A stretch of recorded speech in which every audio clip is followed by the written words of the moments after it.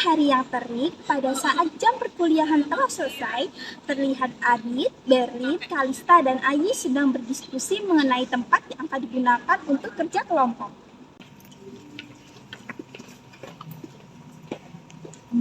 Hey guys, kita kan satu kelompok nih.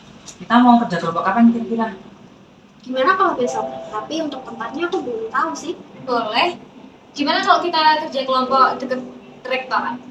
Ayo, mau jam berapa? Oh, gimana kalau jam 3 jam? Boleh? Gas? Boleh. Boleh. Oke.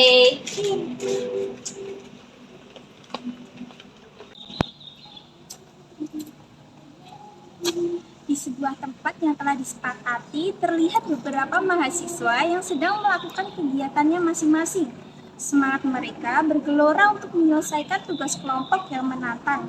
Di tengah keramaian, sekelompok mahasiswa duduk melingkar, siap untuk memulai musyawarah mufakat. Di hadapan mereka terbentang lautan kertas, penuh dengan ide dan gagasan yang menunggu untuk disatukan.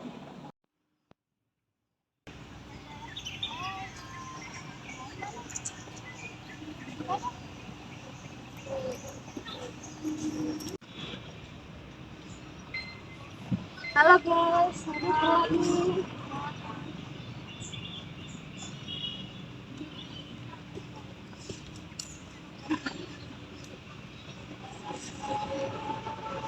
Oke guys, kita tuh harus menyelesaikan tugas kelompok nih.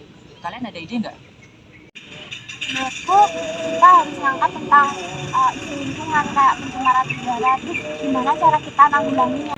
Aku nggak setuju. Isu lingkungan tuh lebih sering dibahas. Kita tuh butuh membahas sesuatu yang lebih luas cakupannya, kayak misalnya kemiskinan dan ketimpangan sosial. Bentar, kita semua kan punya pendapat yang beda nih. Gimana kalau kita musyawarahkan dulu sebelum ngambil keputusan yang nanti jadi kesepakatan kita?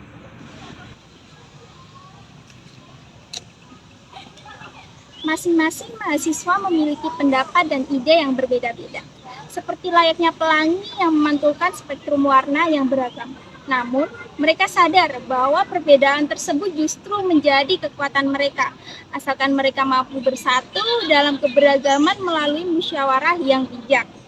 Keempat mahasiswa saling menatap dengan penuh keyakinan. Mereka siap untuk memulai musyawarah untuk mufakat, sebuah proses yang penuh dengan perdebatan yang sehat, kompromi yang bijaksana, dan pada akhirnya sebuah kesepakatan yang mencapai mufakat. Oke guys, ayo kita mulai musyawarah nih. Siapa yang mau usul topik duluan? Kalian bertiga.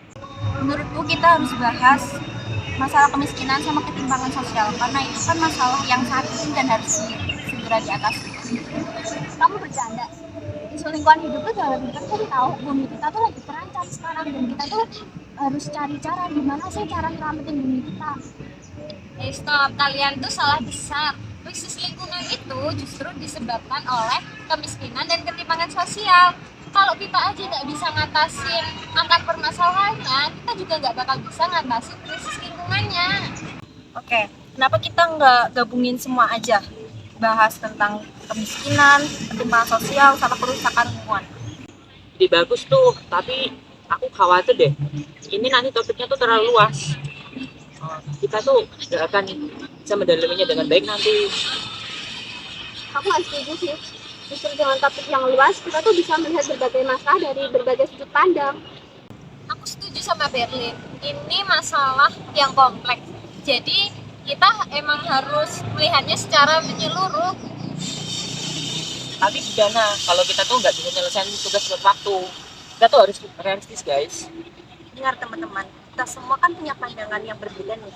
Tapi kita harus mencapai musyawarah untuk mencapai mufakat itu. Gimana kalau kita coba ide semua itu digabungkan, terus kita sederhanain semua ide itu. Setuju sih. Ya udah deh, aku setuju sama idenya Ayu. Kayaknya tuh solusi paling bagus sih.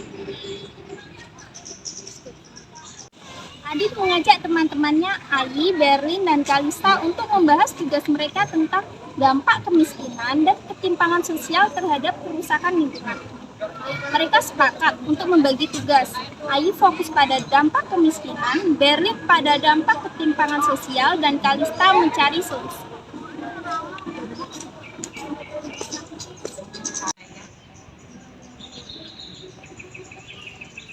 Oke guys, jadi topik kita tuh tentang dampak kemiskinan dan ketimpangan sosial terhadap kemiskinan. Nah, kita tuh coba kita bahas nih apa yang sudah dipelajari dan kita mau bagi tugasnya. Kalau menurutku ya, kita tuh bisa bersama kemiskinan yang mendorong masyarakat untuk mengeksploitasi sumber daya manusia secara berlebih. Udah ada contoh kasusnya juga kayak penebangan hutan liar, perburuan liar yang dilakukan masyarakat miskin untuk memenuhi kehidupan mereka itu.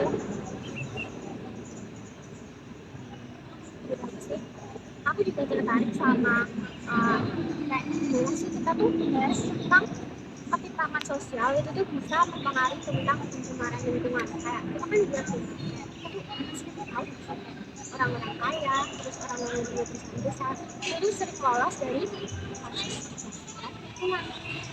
Dan sedangkan masyarakat miskin itu yang paling terkena dampaknya. Aku rasa kita juga perlu nambahin membahas tentang solusi sih. Kita bisa cari tahu kayak apa yang bisa dilakukan untuk mengatasi kemiskinan dan ketimpangan sosial ini agar dapat mengurangi dampaknya juga terhadap lingkungan. Bagus sih ke kalian. Aku rasa nih kita bagi aja nggak sih? Tugasnya tuh seperti Ayu tuh fokus pada dampak kemiskinan terhadap kerusakan lingkungan. Terus Berlin nih, kamu tuh bahas tentang dampak ketimpangan sosialnya. Terus yang terakhir nih ada Kalista, kamu tuh cari solusi nih untuk mengatasi kemiskinan dan ketimpangan sosial itu. Terus aku yang itu laporannya itu deh. Gimana? Boleh sih. Siap. Oke, ayo kita kerja. Oke guys, sekarang kita kumpulin hasil riset kalian masing-masing. Nah, Aji, kamu tuh udah punya contoh kasus penebangan hutan liar dan perburuan liar belum? Udah sih, aku udah ada beberapa contoh kasus di Indonesia ini ya. Contohnya yang kasus penebangan hutan liar di Kalimantan yang dilakukan oleh masyarakat adat untuk memenuhi kebutuhan kayu bakar dan lahan pertanian. Terus ada lagi kasus perburuan liar di Sumatera yang dilakukan untuk mendapatkan hewan liar dijual. Kalau aku udah selesai membahas tentang dampak ketimpangan sosial. Menurut aku, ketimpangan sosial dapat menyebabkan kerusakan lingkungan karena perusahaan besar dan orang kaya itu sering banget memiliki akses yang mudah untuk mengeksploitasi sumber daya alam. Mereka juga seringkali memiliki pengaruh politik yang lebih besar sehingga dapat lolos dari pencemaran lingkungan. Nah, Kalista tuh kayak yang mengajukan tadi loh, yang orang-orang kaya tuh sering lolos. Nah, kalau aku udah selesai nyari solusinya sih, kayak solusi pertama tadi tuh kayak kita tuh harus mengatasi kemiskinan dan ketimpangan sosial tuh dengan membuka lapangan kerja yang sebanyak-banyaknya. Terus yang kedua yang paling penting banget kita tuh kayak apa ya, meningkatkan tentang SDM dengan cara ya pendidikan kita tuh harus benar-benar kita tingkatin banget gitu loh. Terus yang ketiga juga kita tuh harus memperkuat kayak regulasi tentang lingkungan kayak apa ya, undang-undangnya itu loh. Terus kayak gimana sih cara menegakkan itu tuh biar tegas gitu. Hal kayak gitu tuh nggak terjadi. Aku merasa kita perlu adanya diskusi lagi sih, karena menurutku kita harus lebih fokus ke solusi-solusi yang ada dan yang lebih konkret juga realistis. Kita perlu lebih detail lagi dalam membahas gimana cara menerapkan solusi yang ada tadi. Aku setuju sih, tapi aku rasa tuh kita tuh harus menambahkan beberapa contoh program yang sudah berhasil mengatasi kemiskinan dan ketimpangan sosial di negara lain gitu loh. Aku juga setuju. Aku rasa kita juga perlu nambahin lebih banyak data nggak sih tentang dampak kerusakan lingkungan yang disebabkan oleh kemiskinan dan ketimpangan sosial. Aku setuju sih sama usulan kalian semua, solusi kalian semua tuh aku juga setuju, tapi kita juga perlu nggak sih partisipasi masyarakat dalam upaya pelestarian lingkungan. Oke guys, setelah diskusi yang panjang banget, aku rasa nih sudah mencapai kesepakatan. Kita tuh akan fokus pada solusi yang konkret dan realistis. Untuk mengatasi kemiskinan dan ketimpangan sosial tersebut. Tentu juga harus menambahkan lebih banyak contoh dan data untuk memperkuat argumen kita. Teman-teman, kita berhasil nih mencapai mufakat melalui musyawarah yang tadi kita diskusi. Ini menunjukkan kita tuh saling menghargai, saling bekerja meninggalkan masalah yang ada, kita menyelesaikan masalah ini dengan cara yang damai dan humanis. Bener tuh, jadi tuh musyawarah tuh menjadi jalan terbaik untuk mencapai kesepakatan dan menjaga persatuan kita. Itu juga nunjukin banget sih kalau kita semua tuh perbedaan pendapat tuh bukan masalah yang besar gitu loh, selama kita tuh saling terbuka, mau berdiskusi, mau nyari solusi bersama. Dengan musyawarah ini juga kita tuh kayak bisa mempertahankan nilai-nilai Pancasila gitu nggak sih, kayak keadilan sosial, kemanusiaan yang beradab, dan persatuan Indonesia. Aku bangga sama kerja tim kita hari ini. Mari kita jaga semangat persatuan dan kekeluargaan kita dalam mengerjakan tugas kita selanjutnya ya.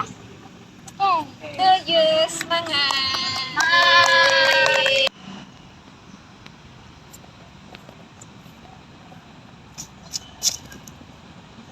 Setelah melalui proses musyawarah yang panjang dan mendalam, kelompok mahasiswa itu akhirnya mencapai mufakat. Mereka telah berhasil menghadapi tantangan dengan semangat persatuan dan kekeluargaan yang kokoh.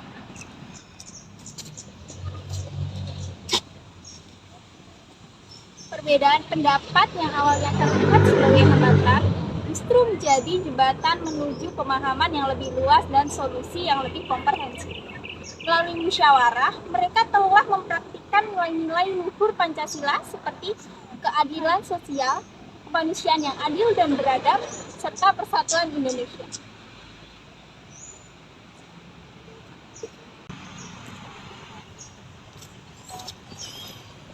Kepuasan dan kebanggaan terpancar dari wajah mereka, menyadari bahwa musyawarah bukanlah sekedar proses, tetapi juga sebuah seni untuk menyatukan perbedaan menjadi kekuatan. Dengan semangat yang baru, mereka bersiap untuk menghadapi tantangan berikutnya, yaitu menyelesaikan tugas kelompok dengan cara yang mencerminkan nilai-nilai mulia yang telah mereka pelajari melalui pengalaman musyawarah.